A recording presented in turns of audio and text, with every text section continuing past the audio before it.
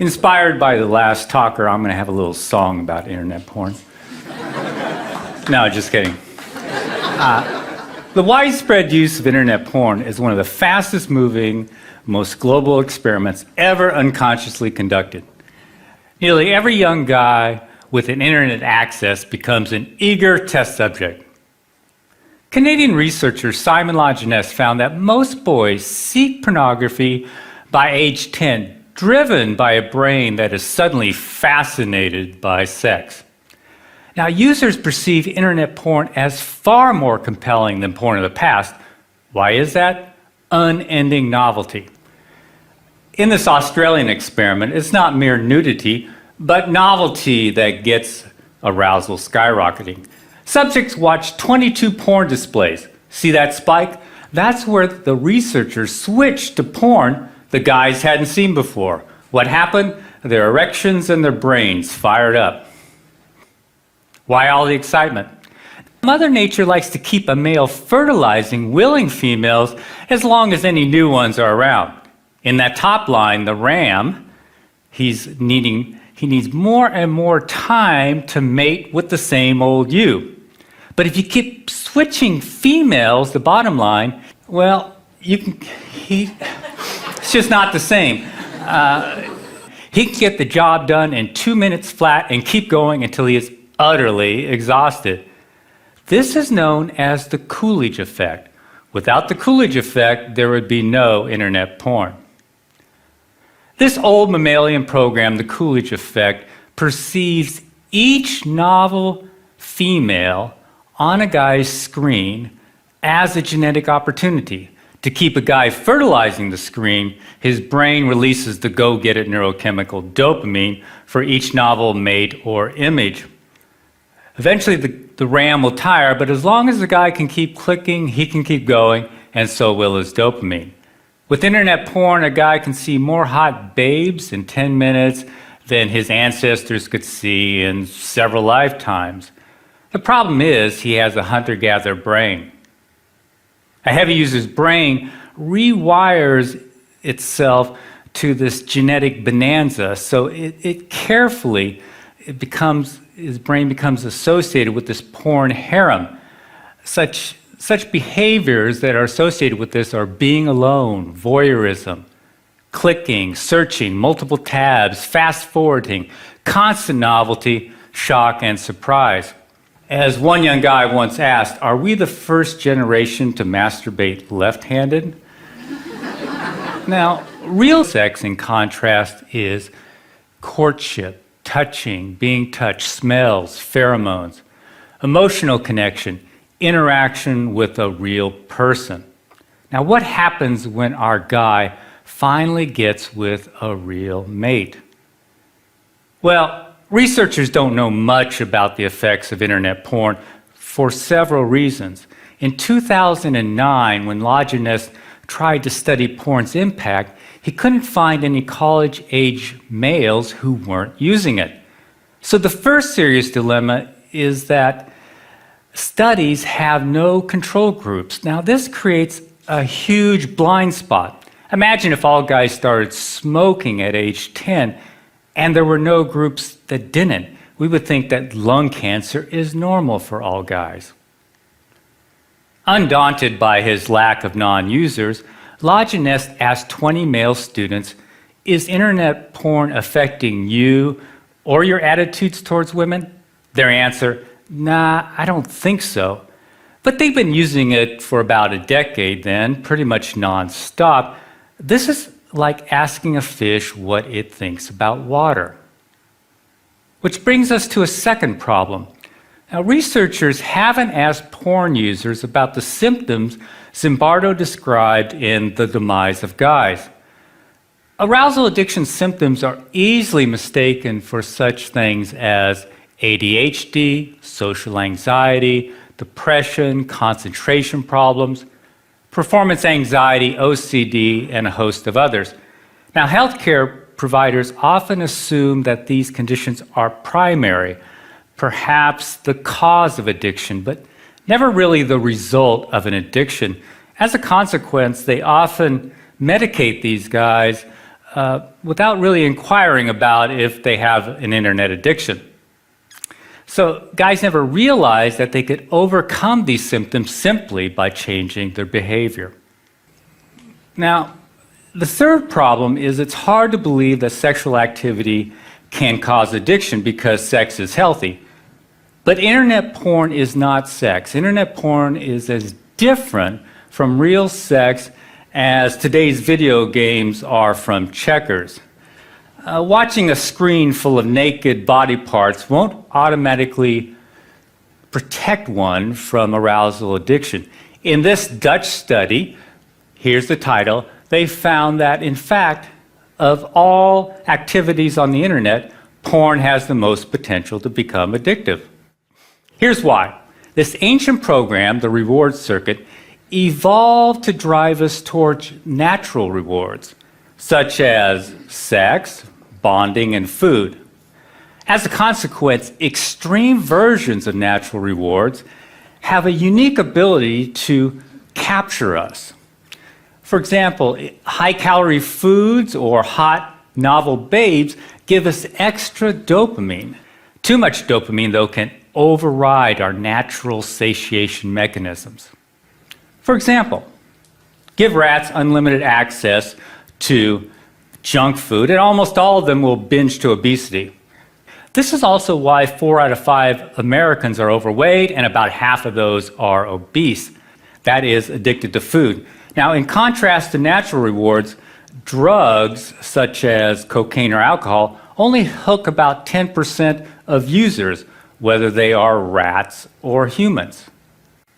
This binge mechanism for food or sex was once an evolutionary advantage. In essence, it is getting it while the getting is good. Now, you can think of wolves packing away 20 pounds of meat per kill, or it's mating season and you're the alpha male. What if mating season never ends? All those hits of dopamine can tell your brain to do 2 things. First, they say, man, you have hit the evolutionary jackpot.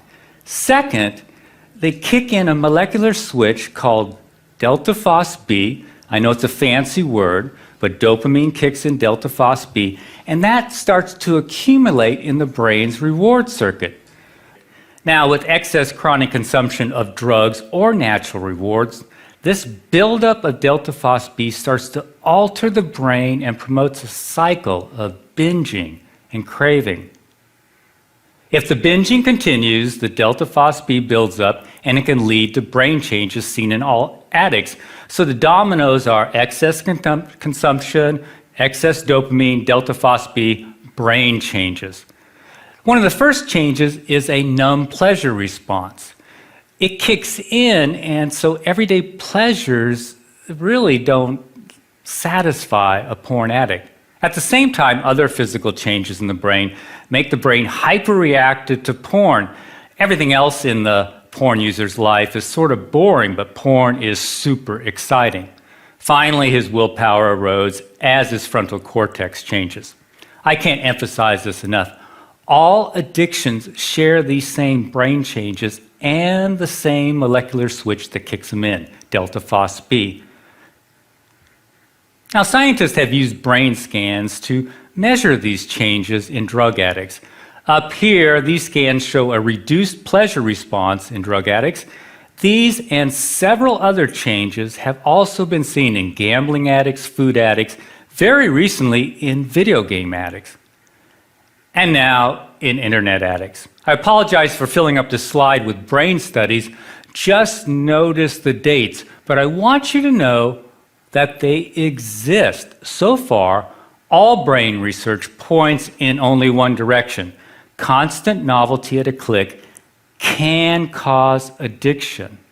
Now, we know this because when scientists examined former internet addicts, they found that these brain changes were reversing themselves. Unfortunately, none of these studies isolate porn users, but they do include them. Here's the game changer.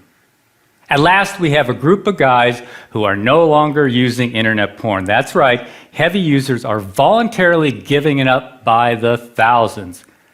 These guys are the missing control group in the great porn experiment. They're showing experts what changing one single variable can do.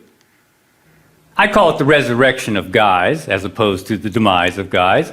Now, before I continue, you probably want to know why any porn-loving guy in his right mind would give it up. 2 words: erectile dysfunction.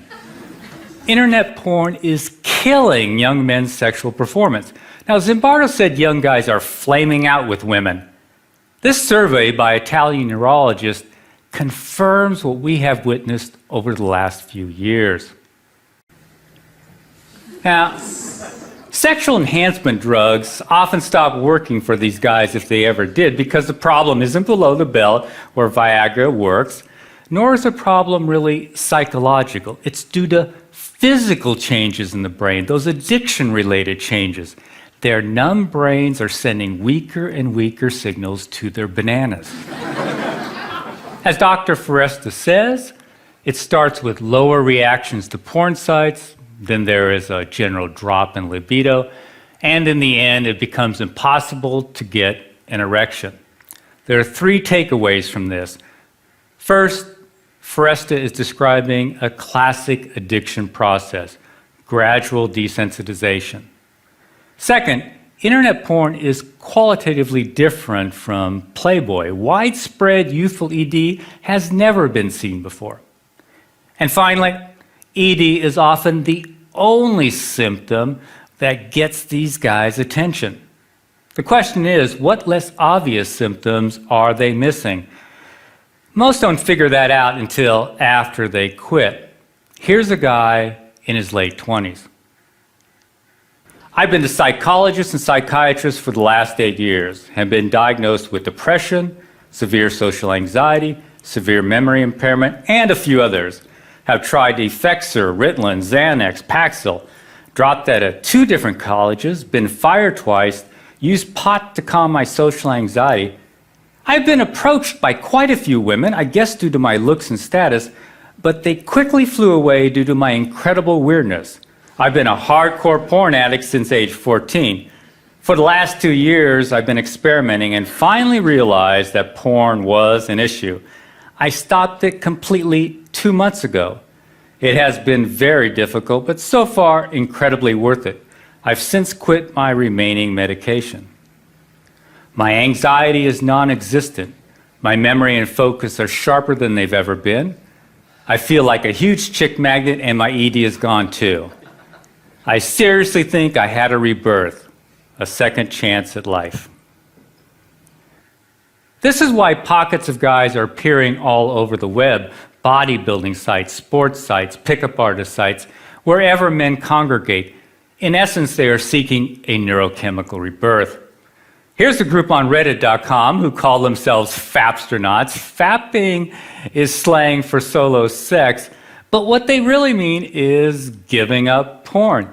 They've added about 2,000 members since I captured this picture a month ago. This movement to unhook from porn is growing rapidly. In fact, groups are springing up all across the web and in Europe too. But there is a bizarre fly in the ointment. Guys in their early 20s aren't regaining their erectile health as quickly as older guys. How can a 50-year-old get his mojo back quicker than a 20-something? The answer, even though older guys have been using porn a whole lot longer, they didn't start on today's internet porn. Now, we know this is a key variable because the older guys didn't start having sexual problems until after they got high-speed internet. Now, today's young teens start on high-speed internet when their brains are at their peak of dopamine production and neuroplasticity. This is also when they are most vulnerable to addiction, but there's another risk. By adulthood, teens strengthen heavily used circuits and prune back unused ones. So by age 22 or so, a guy's sexual taste can be like deep ruts in his brain. This can cause panic if a guy has escalated to extreme porn or porn that no longer matches his sexual orientation.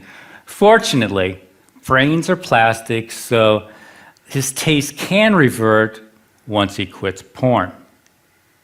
As the guy returns to normal sensitivity, his brain looks around for the rewards it evolved to seek, such as friendly interaction and, of course, real mates. Here's one more example of what we hear every day.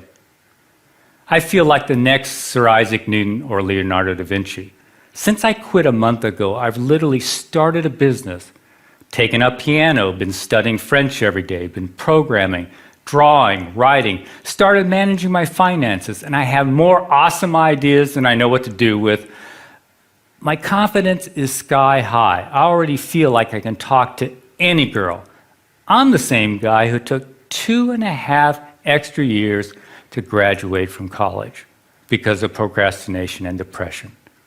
I'll conclude with a wish.